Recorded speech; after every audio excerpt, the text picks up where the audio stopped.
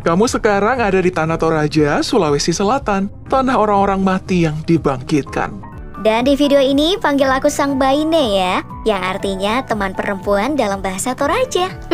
Kamu tiba di Toraja malam hari, jadi kamu harus mencari tempat nih untuk nginap terlebih dahulu. Kita ke Toraja bagian utara, tepatnya di kota Rantepao. Kota dengan landscape alam yang hijau dan beriklim sejuk. Kamu bisa nginap di rumah tongkonan yang ada di situs-situs purbakalanya. Nah, salah satu yang paling populer itu ya adalah Ketekesu.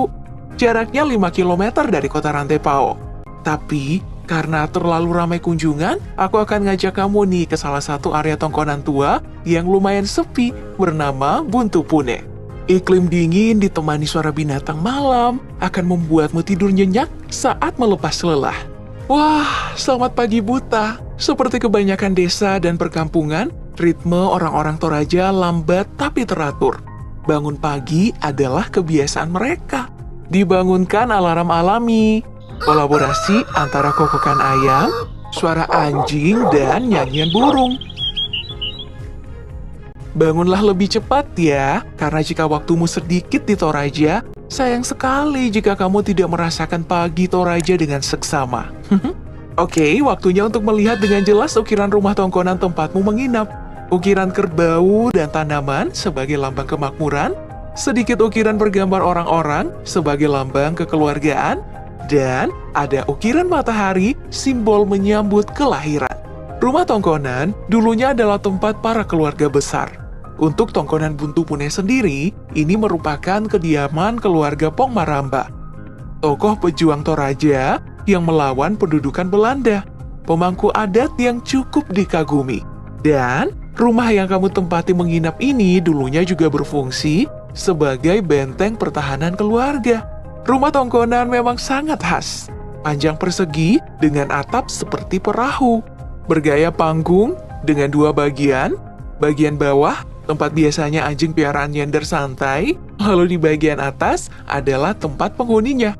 Tidak begitu banyak sekat, kecuali 1 kamar khusus. Rumah tongkonan dari banyak cerita orang Toraja yang pernah aku temui sebelumnya, mengatakan bahwa itu adalah simbol feminitas, menjaga dan mengayomi. Sedangkan alang adalah simbol maskulinitas, melindungi dan menghidupi. Dahulu jika ada tamu yang bertandang, maka ia tak langsung ke atas rumah. Ia harus singgah di alang semalaman. Si empunya akan memantau dari atas rumah untuk mengetahui apakah mereka ini lawan atau kawan. Nah, saat ini, area tongkonan lebih berfungsi sebagai properti wisata. Ini artinya kamu bisa nginap di rumah ini kalau tuannya mengizinkan. Jika dahulu nggak boleh ada bangunan hunian lain di belakang atau samping rumah tongkonan, sekarang udah ada bangunan rumah hunian sebagai pengganti. Tapi yang boleh bangun rumah sekitar situ hanya keluarga aja.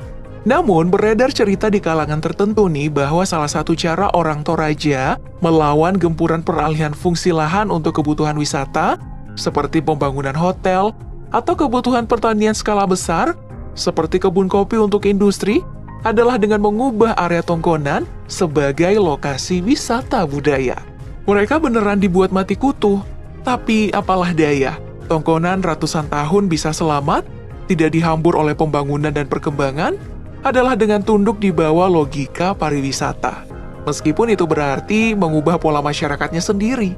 Nah, pagi-pagi di area situs tongkonan, biasanya penjaga akan membuatkan kopi untuk para tamunya. Disediakan di alang yang berjejer di depan rumah tongkonannya.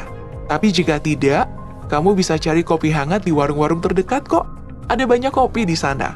Kopi Toraja adalah salah satu andalan Nusantara. Kamu sangat-sangat tidak beruntung jika tidak sempat meminumnya.